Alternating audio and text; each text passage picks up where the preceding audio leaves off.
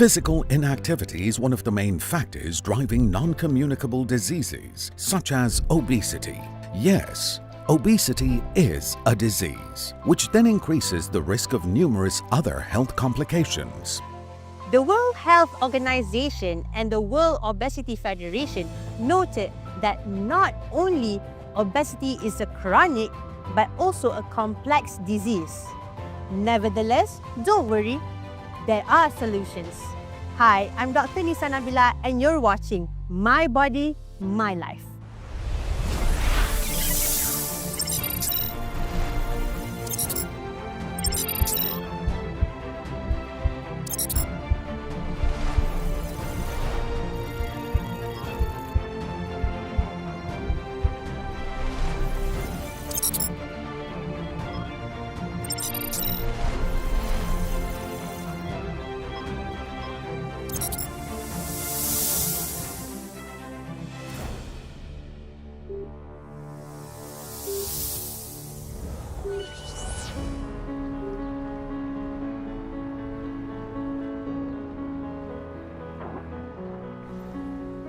Obesity rates worldwide have more than tripled between 1975 and 2022. At present, nearly 2.3 billion children and adults are overweight and living with obesity. This ongoing increase is deeply troubling, placing obesity among the most critical global health concerns. The 2023 National Health Screening Initiative revealed that over 50% of Malaysians tested face overweight or obesity issues. Obesity is not just a cosmetic problem. It is a health condition that can lead to a wide range of illnesses, including heart disease, diabetes, high blood pressure, high cholesterol, sleep apnea, and cancer.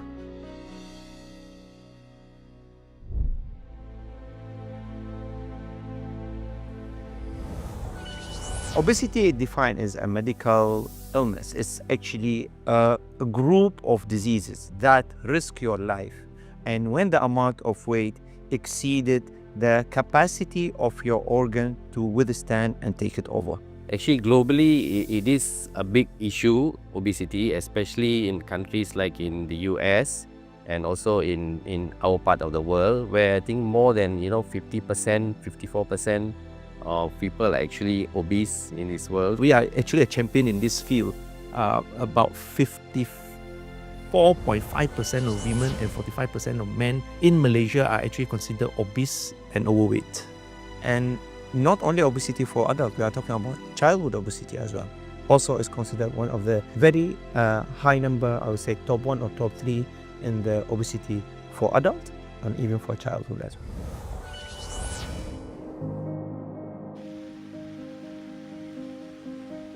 Obesity is defined as an abnormal or excessive accumulation of body fat that can harm one's health. But what determines obesity? Obesity is determined by BMI, or also known as body mass index. Body mass index can classify a person into underweight, healthy weight, overweight, and obese.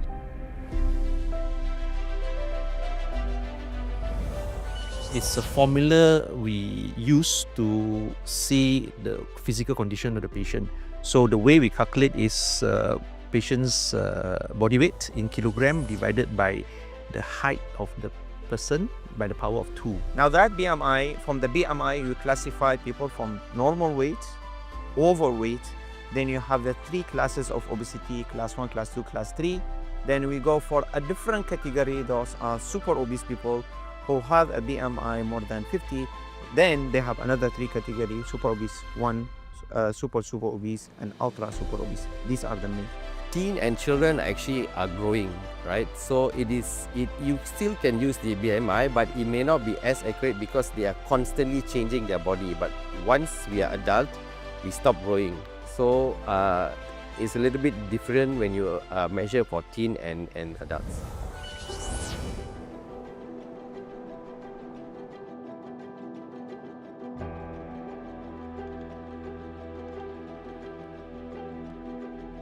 BMI, Body Mass Index, is widely used to assess whether a person's weight is suitable for their height. The calculation is simple: weight in kilograms divided by height in meters squared. The resulting BMI is classified into 4 categories. A BMI of 18.5 or below indicates underweight. A BMI between 18.5 and 22.9 indicates a healthy weight. A BMI between 23 and 27.4 indicates overweight. A BMI of 27.5 and above indicates obesity. In general, there are 3 levels of obesity that guide appropriate weight reduction approaches. BMI 27.5 to 32.4 is Class 1 obesity. BMI 32.5 to 37.4 is Class 2 obesity. BMI 37.5 and above is Class 3 obesity or morbid obesity. For children and adolescents, BMI calculations differ from those of adults. This takes into account age and gender factors as their growth patterns vary.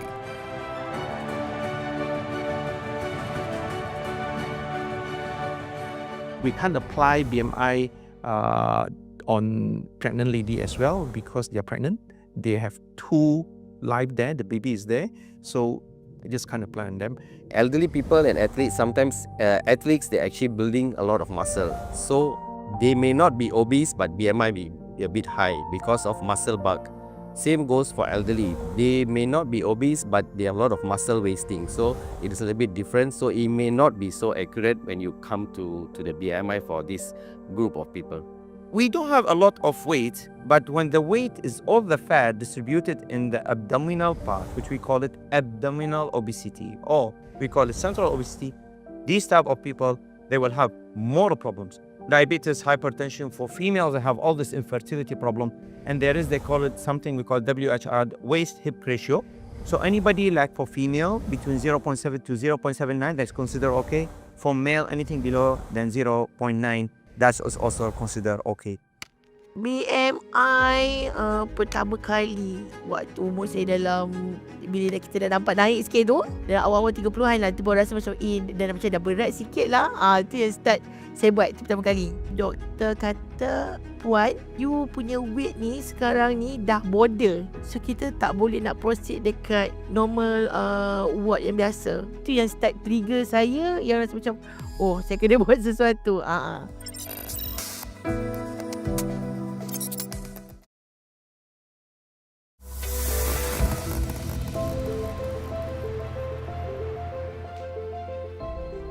Many factors, both direct and indirect, can contribute to obesity. These factors are generally similar for most people, though some differences may occur depending on age. High-fat foods and foods high in sugar are among the main causes of obesity. In addition to diet, genetic factors, physical activity, certain medications, mental health disorders, and environmental conditions can also lead to obesity.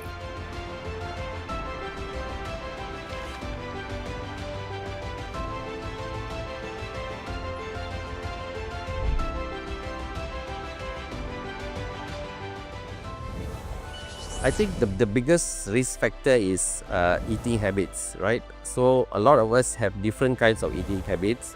So the unhealthy ones tend to snack a lot. So I think snacking is not a really good thing to do. And then the other factors will be genetic. Okay, you may have parents or family who are obese, and definitely genetic factors come into that. Nowadays, cars, we tend to drive, we take escalator, we hardly climb stairs. That also limit our physical activities. Again, increase our calorie intake, and then we become more obese. Some people even blame the technology of invention of light. You know, the factory running 24 hours, people work non-stop, you can receive WhatsApp 24/7. People tend to work, people tend to stay awake. So this give rise to actually change of hormone in your body, and this are actually also a main cause of obesity as well.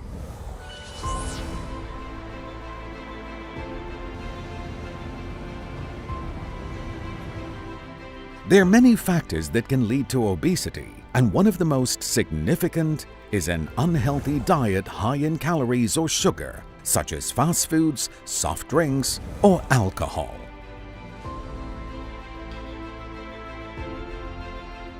Studies indicate that genetic factors can influence the amount, distribution, and location of fat stored in the body. Genes inherited from one's parents may affect how efficiently the body converts food into energy, regulates appetite, and burns calories during physical activity. A sedentary lifestyle also contributes to obesity, since consuming large amounts of calories without burning them off through physical activity leads to weight gain. Lack of sleep can increase the hormone ghrelin, which stimulates hunger, and decrease the hormone leptin, which signals fullness. These hormonal changes are yet another cause of obesity. Causes like disability, some people unfortunately they have certain handicap, they can't move so much, that limits their physical activity, they have no chance to burn their calories. Stress, we can always blame stress, our workload, the way we work nowadays, the expectation from the superior, that increase our cortisol level, that will also, we can also blame that. Certain medications like steroids, there are people who take a lot of steroids. This causes change in body habitus and they can become obese. Another factor, it could be patients who have certain medical conditions like diabetics, or in women there's this condition called polycystic ovarian disease, who also develop these kind of conditions and end up with obesity. So there's a big group of causes for patients who are prone to be obese.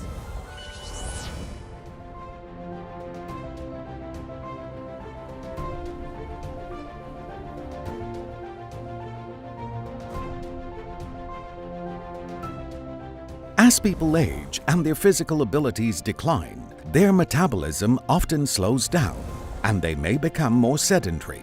Both of these factors increase the risk of obesity. Individuals experiencing stress or emotional distress may seek comfort by overeating, which can lead to weight gain. Scientists have long identified a correlation between stress hormones and increasing body weight. Certain medications including steroids, antidepressants, anti-epileptic drugs, and diabetes treatments can also contribute to obesity.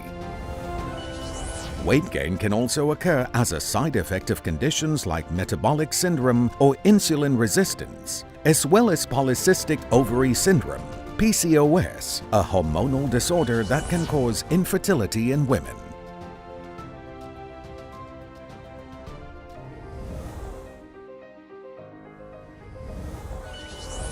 Mental health and obesity, it's come to the terms what we call bidirectional relationship, meaning to say people with obesity carry high risk to develop mental health disorders such as anxiety and depression because of, there's something that known to be beauty privilege, and then people started to internalize a sense of stigma. Oh, I am obese, I'm not pretty, so I might lose a lot of benefits in the society. So hence this developed a negative self-value, and then they started to feeling helpless and hopeless, and all this like a vicious cycle can contribute to anxiety and depression. So not to forget, when we talk about mental health disorder, it's also involved eating disorder, meaning to say those who have underlying bulimia nervosa or anorexia nervosa, usually they do have history of being obese or overweight and during their younger life.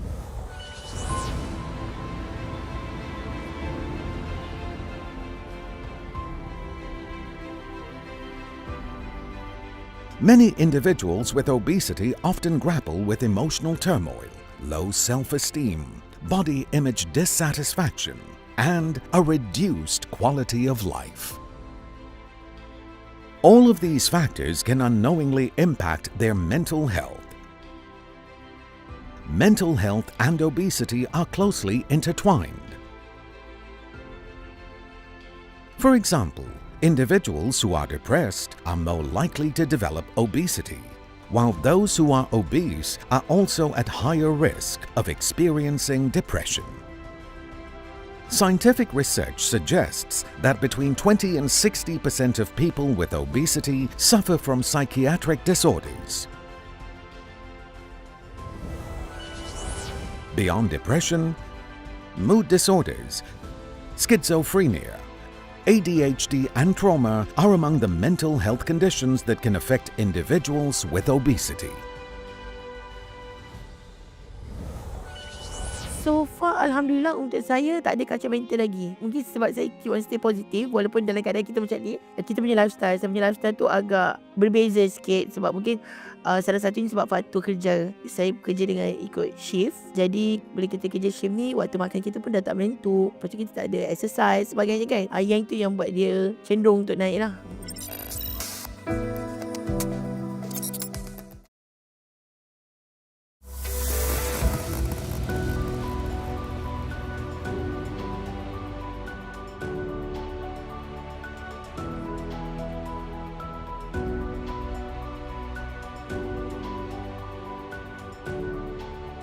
Obesity is not just weight related, it's a much more serious condition. It raises the risk of having kidney problems, heart disease, and even cancer.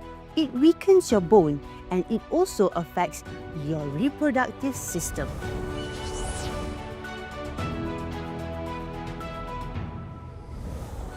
Obesity has a lot of impact on one's health negatively, unfortunately. If we look from head to toe, the problem is everywhere.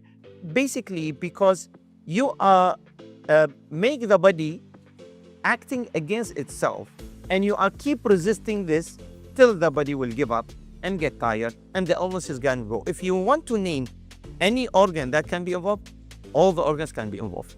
When you have obesity, that's why I said it's called a metabolic syndrome. So it affects the endocrine function of our body. So you develop things like diabetes, and then you have fat accumulation in your blood vessels. So that affects your heart. So you can end up with heart disease, heart attacks, and there's genetic change when you eat unhealthy food because of obesity. So when there's this genetic change, then you are prone for cancers. It affects many different organs in your body and different genetic changes. So that's why people are prone to get this kind of health conditions.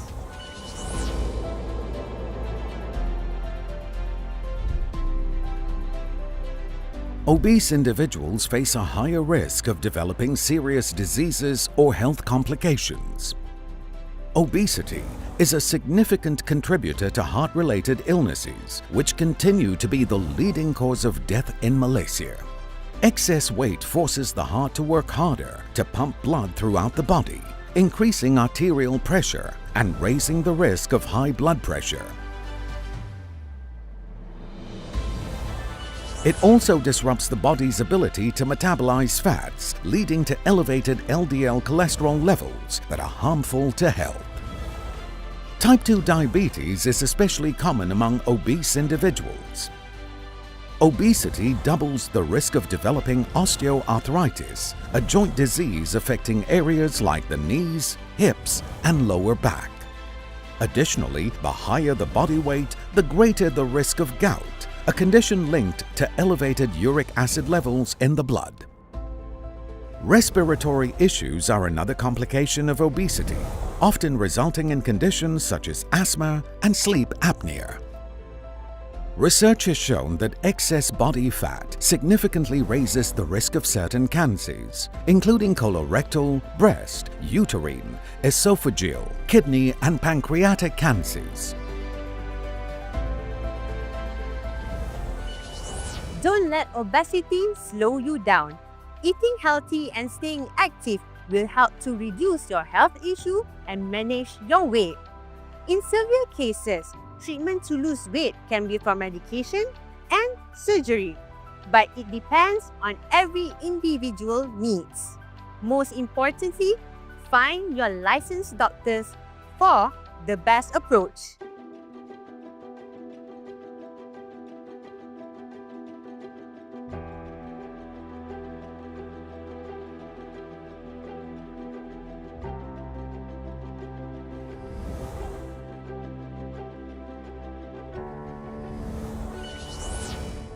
The most important thing from our side as a dietitian is that we give everything scientific based with evidence. There is no one specific food that we recommend obesity patient, but I would like them to understand the concept of calories. No matter how, we don't encourage very aggressive weight loss process. Sometimes you stagnate there. So what we have to remember is that as long as there is progression, it's good enough already.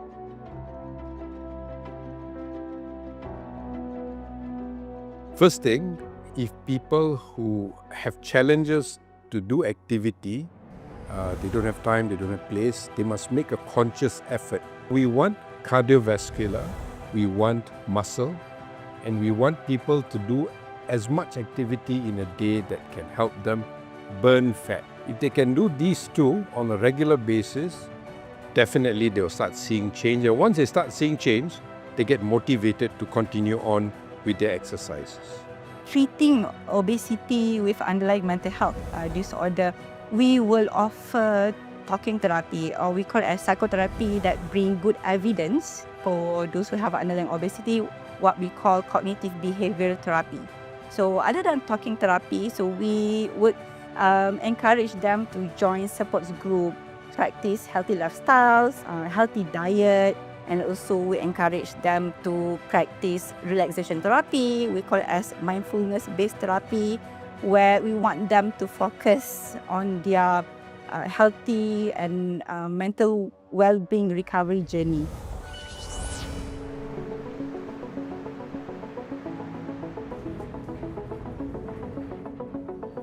The most effective way to treat and prevent obesity is by maintaining a healthy diet and engaging in regular physical activity. Individuals struggling with obesity are encouraged to seek advice and support from healthcare professionals to create personalized plans for nutrition and weight management. To achieve a healthy weight, follow these steps. Focus on eating a balanced and nutritious diet. Avoid sugary and calorie-dense foods and beverages. Incorporate regular physical activities such as running, jogging, or swimming into your routine. Reduce sedentary behaviors like gaming, extended computer use, excessive TV watching, or lying down for long periods. A healthy mindset is essential as it provides the motivation needed to make meaningful and sustainable lifestyle changes. There are oral tablet forms and there are injection forms for medication. These drugs also do have some side effects. There are a variety of drugs, but generally what they do is they reduce your appetite and you feel full for a long time. People, they understand actually bariatric is a weight loss surgery. It is not. It is a treatment for morbid obesity. Weight loss is just a bonus from that. The risks of surgery is almost similar, but we compare the risk of long-term obesity is so much higher.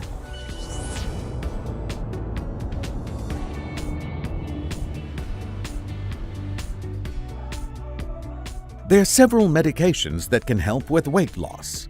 However, these medications must be taken under the supervision of a healthcare professional, as they may have side effects. For individuals whose body weight exceeds 100% of their ideal weight or have a BMI reading over 37.5, bariatric surgery may be recommended. This option is typically considered when other weight loss methods fail to produce effective results. Bariatric surgery is a procedure aimed at aiding weight loss.